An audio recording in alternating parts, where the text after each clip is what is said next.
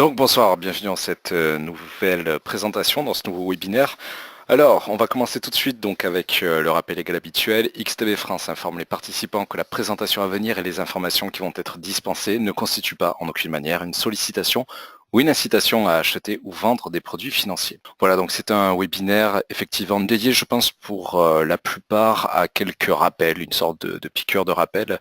Ça ne fait jamais de mal, en l'occurrence, en ce qui concerne les fondamentaux pour la prise d'initiative sur les marchés boursiers, donc pour ouvrir une opération boursière. On va reprendre dans l'ordre une certaine chronologie, je dirais, par ordre d'intérêt. Donc on va voir tout au long de cette présentation tout d'abord une très rapide introduction pendant quelques minutes et puis on va surtout passer l'essentiel de cette vidéo, de ce webinaire, peu importe que vous le regardiez en direct ou sur YouTube au niveau de l'enregistrement. Mais l'essentiel sera donc fait sur Xstation 5, qu'il s'agisse d'une découverte ou d'un rappel, ça ne fait jamais de mal, je pense, de reprendre l'essentiel de ce contenu-là.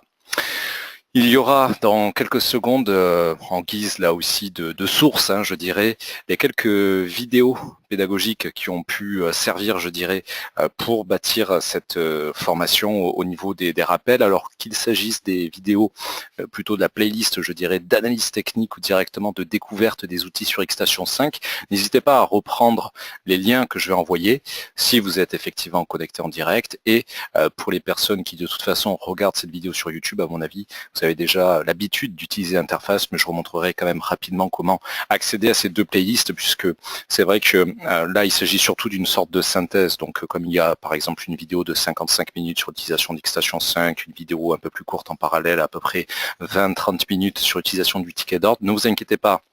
Si je passe peut-être un peu vite ce soir sur certains aspects, vous avez effectivement l'occasion de redécouvrir ou de découvrir en tout cas plus en détail via ces contenus-là, évidemment accessibles de manière illimitée et gratuite sur notre chaîne YouTube, eh bien, je dirais Xstation 5 et bien sûr ses fonctionnalités. Alors, plus dans le détail, on va voir surtout une chronologie à respecter, une parmi tant d'autres, mais en tout cas celle-ci me paraît être la meilleure, la plus simple en tout cas. La première chose, je pense, à faire, si on veut strictement respecter le titre de cette vidéo, comment entrer en position, c'est d'abord évidemment de définir un instrument, un actif, alors un ou plusieurs, mais en tout cas je vais prendre surtout un exemple ce soir sur un indice boursier, comme bien souvent dans ces vidéos-là, c'est-à-dire l'indice allemand, le DAX 30. Le propos serait exactement le même sur le Forex, par exemple sur euro-dollar, sur les matières premières, par exemple sur l'or, sur l'argent, sur une crypto-devise, le Bitcoin, ou même sur un CFD action, par exemple celui de Renault ou d'Apple. Ensuite, on va chercher évidemment à construire son sentiment de marché. Est-ce qu'on est plutôt un analyste technique ou un analyste fondamental? On va voir d'ailleurs une troisième manière, peut-être un peu plus synthétique, c'est-à-dire en observant l'un des outils là aussi présenté dans ses sources, dans ses précédentes vidéos, au travers donc d'Xstation 5, qui est justement l'outil sentiment de marché qui permet de voir un petit peu, je dirais, l'exposition des clients d'XTB sur tel ou tel actif, leur choix, tant au niveau, je dirais, de la répartition des clients. Est-ce qu'il y en a 56% par exemple qui sont acheteurs d'euro-dollar alors qu'aux 44 sont vendeurs, mais aussi au niveau de l'exposition des volumes, c'est-à-dire est-ce que même si nous avons cette représentation à 56-44, est-ce que finalement ça ne représenterait pas à l'échelle des clients d'XTB 72% des volumes injectés à la hausse sur euro USD et 28 à la baisse au sein de nos clients. Voilà, donc on verra un petit peu rapidement ces différentes notions-là. Là aussi, évidemment, plus longuement détaillé dans les sources que je vais vous remontrer dans quelques instants. Trois niveaux clés absolument indispensables à chaque fois à définir via son ticket d'ordre.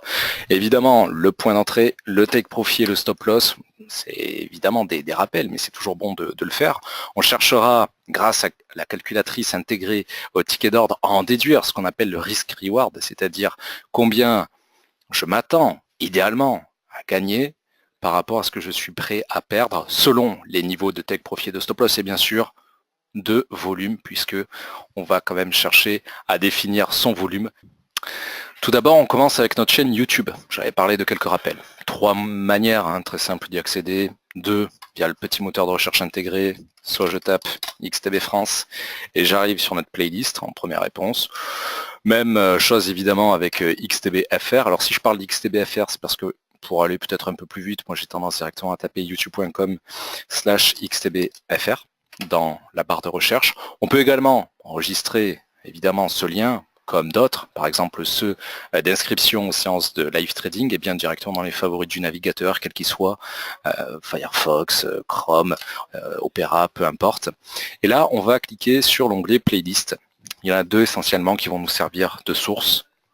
Ici, bien sûr, la playlist formation au trading que vous retrouvez également sur votre espace client, 41 vidéos dédiées à l'analyse technique. Ça peut être notamment assez important pour reprendre les règles de money management, notamment pour les derniers rappels de cette vidéo en ce qui concerne le volume, mais surtout la playlist contenant 5 vidéos qui s'appelle X-Station 5 et dans laquelle justement on va retrouver à la fois en guise de premier élément, de premier contenu, une vidéo certes assez longue, 55 minutes, mais qui permet de voir assez en profondeur, je dirais, toutes les fonctionnalités d'X-Station 5.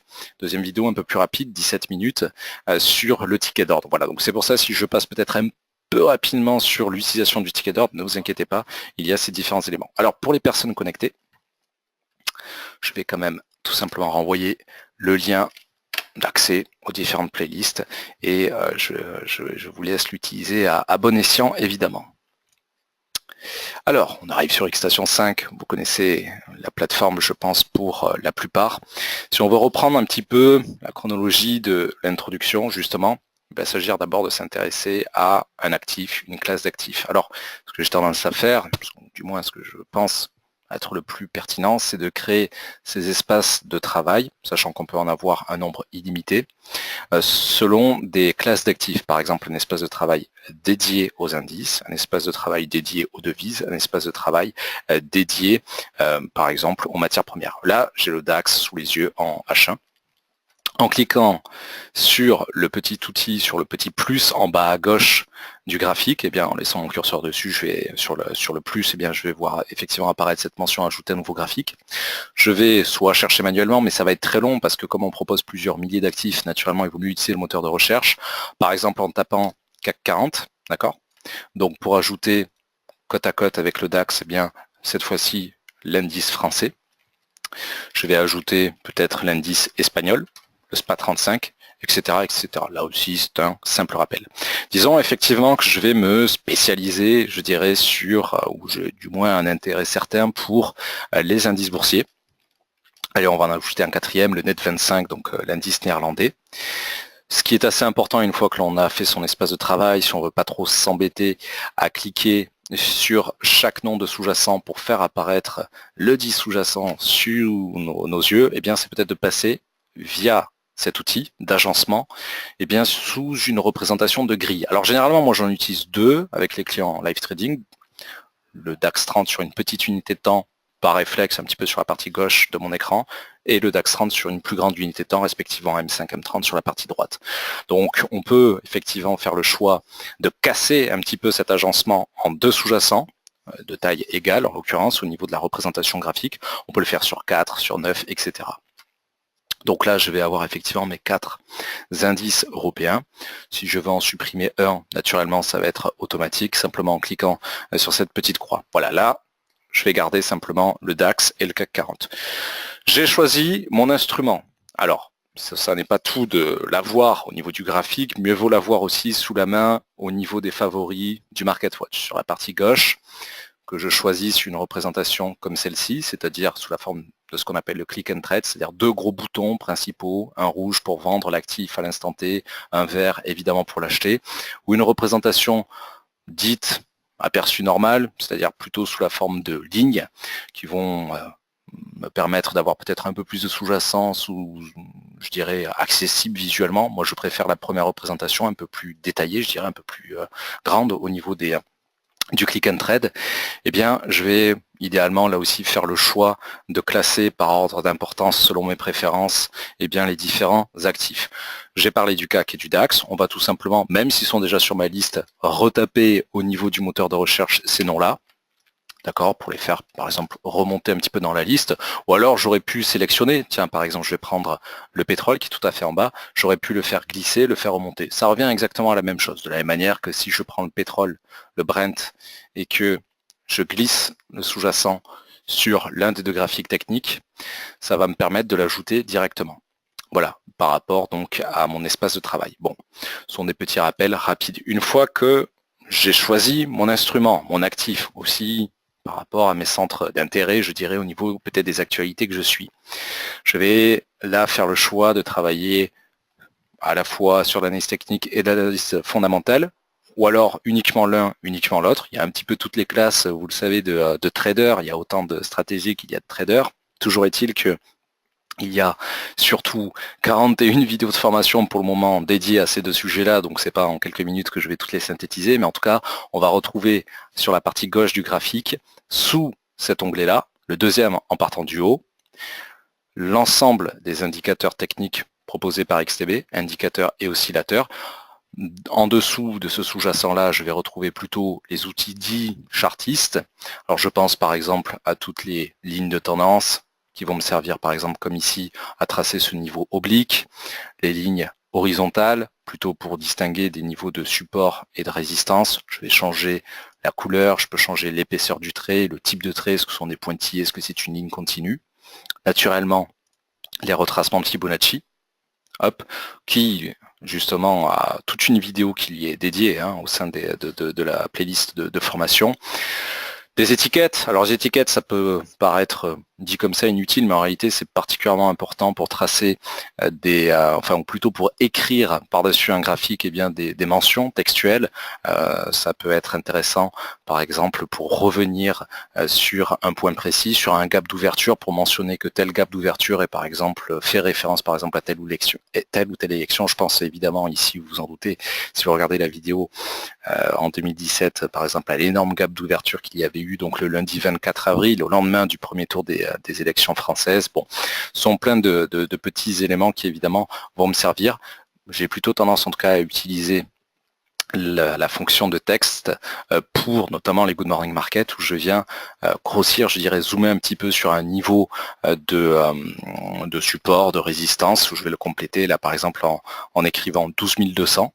Ça va peut-être un peu plus sauter aux yeux si je le mets sous la forme d'un texte. Voilà, ce sont plein de petits rappels. Donc j'ai mon analyse technique, mon analyse fondamentale qui renvoie évidemment au calendrier économique, comme le nom l'indique, sous cet onglet-là.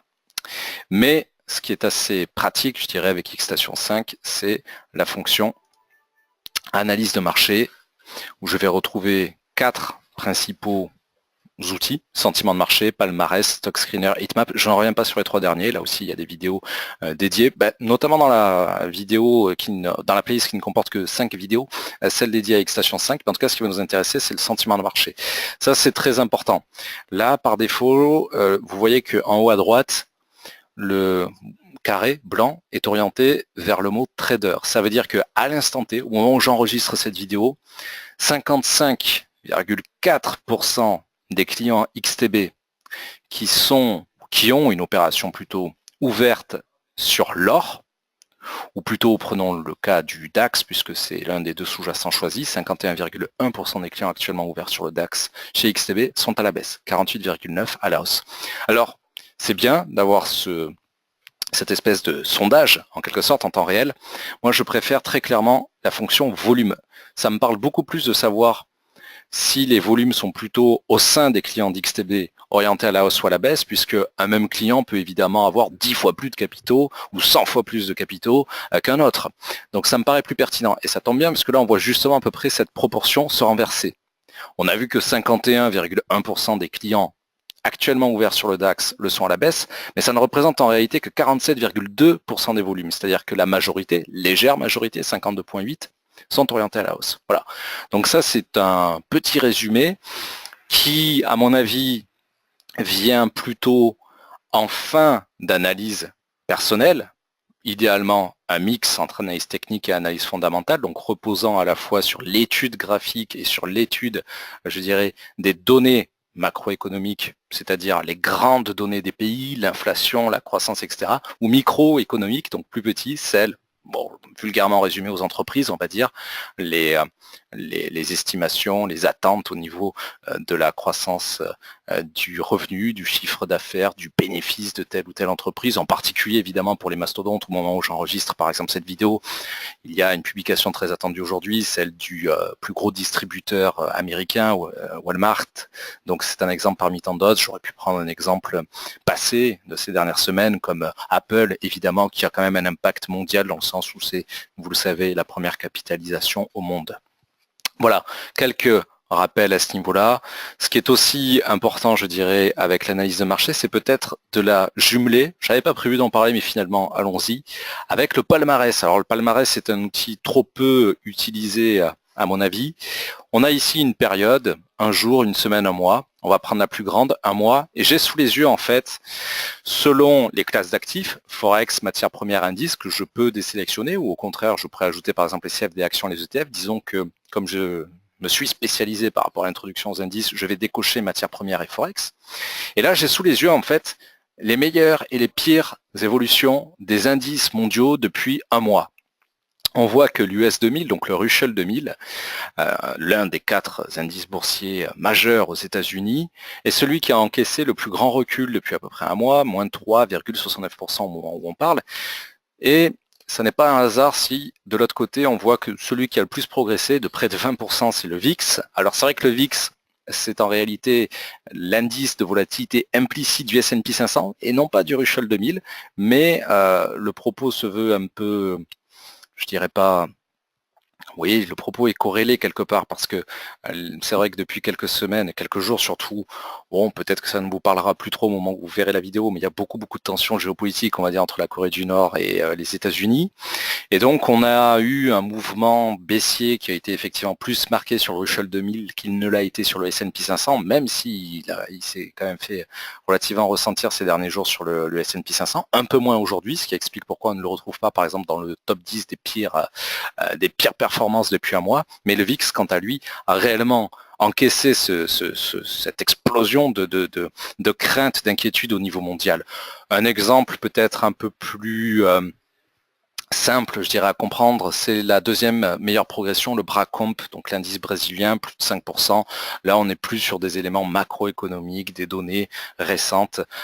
Voilà, donc là, on est sur quelque chose qui pourrait me permettre, en tout premier lieu, de me dire, tiens, quels sont les actifs qui évoluent le plus depuis un mois, un jour, une semaine, sur les indices, donc sur ma sélection, mon choix d'instruments.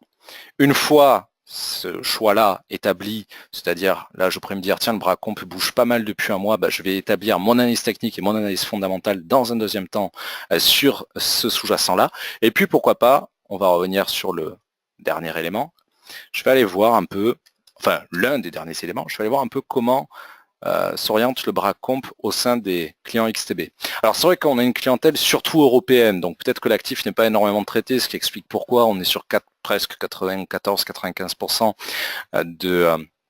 d'orientation à la baisse au niveau des volumes, qui pour le coup ne sont pas forcément représentatifs dans le sens où c'est vrai que comme c'est l'indice boursier brésilien, je ne vais pas forcément avoir au sein d'XTB pour société pour laquelle, courtier pour lequel il y a avant tout des clients, je dirais, européens, mais on pourrait prendre par exemple, allez, l'ITA 40, donc qui est tout de même 3, 6, le sixième indice, enfin la sixième meilleure progression pour le dire correctement depuis globalement un mois au niveau des indices boursiers mondiaux. Donc là, évidemment, l'ITA 40, je suis sur un indice européen. Ça devrait être beaucoup plus représentatif au niveau des chiffres, voilà, c'est le cas de le dire, on est à 50-50, mais c'est au niveau des traders, au niveau des volumes aussi. Donc là, il y a une véritable hésitation et ça ne m'avance pas plus, donc c'est à moi peut-être là de faire le premier pas au niveau de mon analyse technique, de mon analyse fondamentale. Voilà, ça ne fait pas tout évidemment, il ne suffit pas de suivre les volumes ou l'orientation des clients XTB, il faut, je pense, surtout avoir sa propre opinion, son propre avis. Alors, 3 niveaux à déduire de tout cela, vous vous en doutez bien, 3 niveaux absolument indispensables. Le plus important, de mon point de vue, ce n'est ni le point d'entrée ni le take profit, c'est véritablement le stop loss. Par exemple, je vais garder le cas du DAX. Bon, disons que mon analyse valide le mouvement baissier actuel et part du principe qu'il devrait se maintenir. avec par exemple pour prix d'entrée, sachant que nous cotons actuellement 12 185, partant du principe, j'espère que vous le voyez malgré tout, malgré le fait que la plateforme soit un peu obscurcie à cause du ticket d'ordre, disons que nous cassions les 38 points de retracement de Fibonacci, donc avec ce point d'entrée à 12 150, parce que je m'attends à ce que dans les prochaines minutes, une publication au niveau du calendrier économique allemand soit décevante, parce que je m'attends au niveau technique à ce que ce support clé soit rompu, sachant que derrière, mon support le plus proche, c'est 50% de Fibo, donc les 12 110, donc je pourrais m'arrêter par exemple un petit peu au-dessus. D'abord, je coche évidemment Sell pour vendre, un petit peu en dessus. Oui, au-dessus, ça pourrait être 12 120, de sorte à ne pas avoir besoin de rompre le support pour valider le take profit. Automatiquement, la calculatrice intégrée au ticket d'ordre va me présenter plusieurs aspects très importants. Bon, le premier, mais qui ici était très intuitif par rapport aux chiffres indiqués, c'est la variation attendue, l'amplitude attendue en termes de gain, 30 points évidemment. Moins intuitif, eh bien, le gain attendu en euros, exprimé en euros par rapport à ce volume-là, qui normalement est la dernière étape à fixer.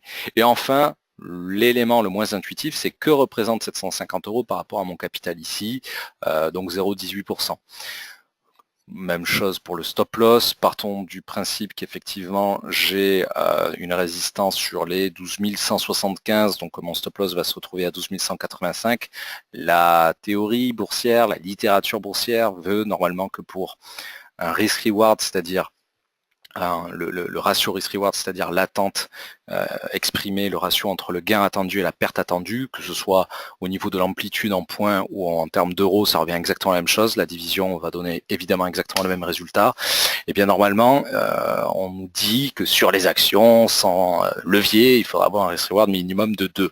Normalement, on va plutôt travailler sur 1 au niveau du Forex, des indices, du CFD plus largement.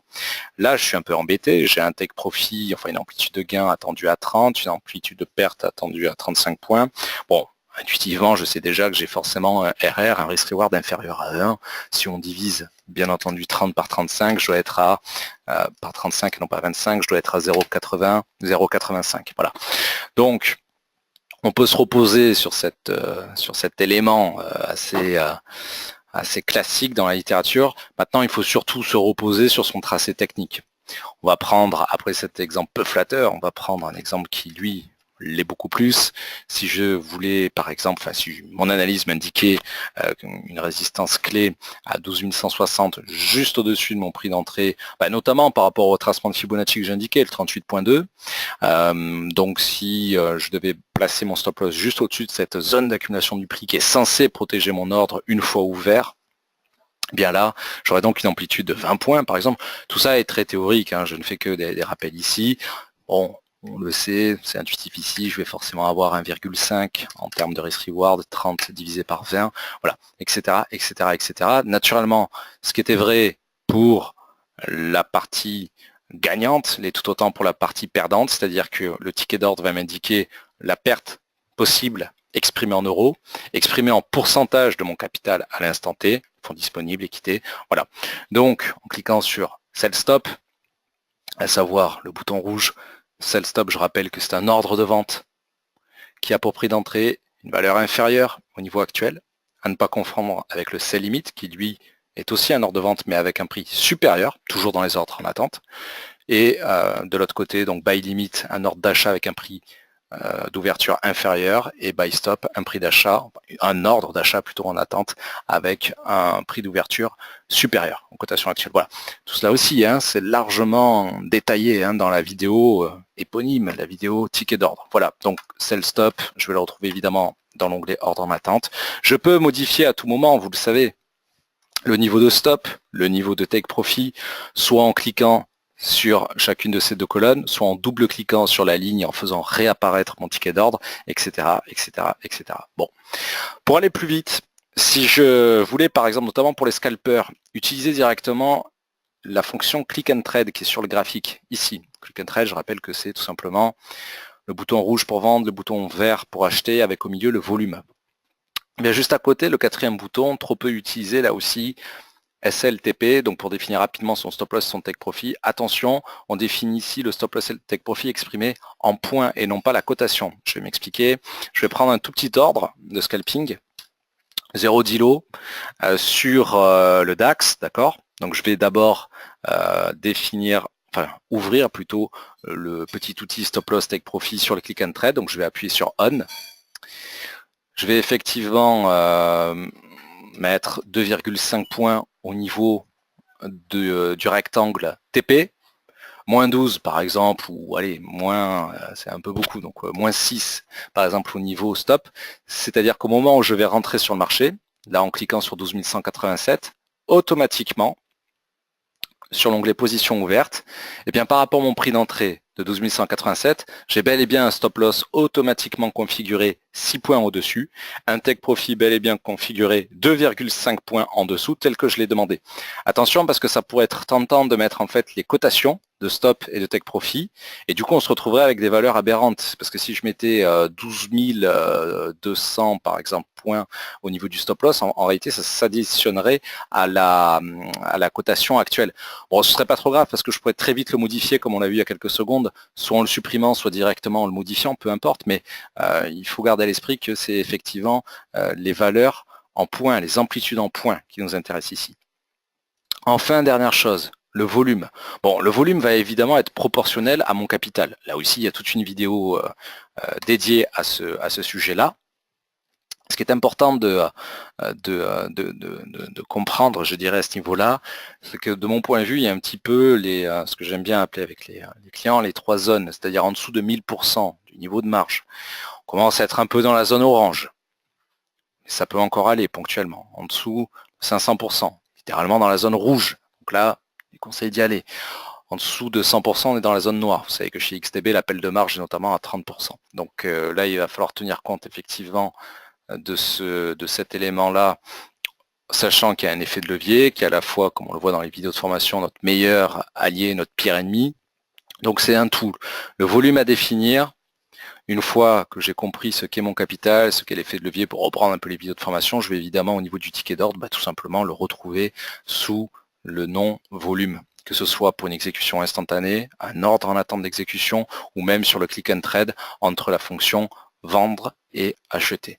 Voilà, globalement pour ces quelques rappels nécessaires, parce qu'il faut faire des piqûres de rappel de temps en temps. Et pour les autres personnes, j'espère que ça a été une découverte enrichissante. Voilà, donc merci pour votre attention, votre fidélité. Je vous donne rendez-vous naturellement dans les autres vidéos de formation, notamment celles que l'on a vues en introduction en guise de rappel pour la découverte des aspects dits d'analyse technique et pour la découverte d'X-Station 5 ou pour les quelques rappels que l'on pourrait en faire à ce niveau-là, en particulier sur le ticket d'ordre. Merci à tous pour votre présence, à bientôt.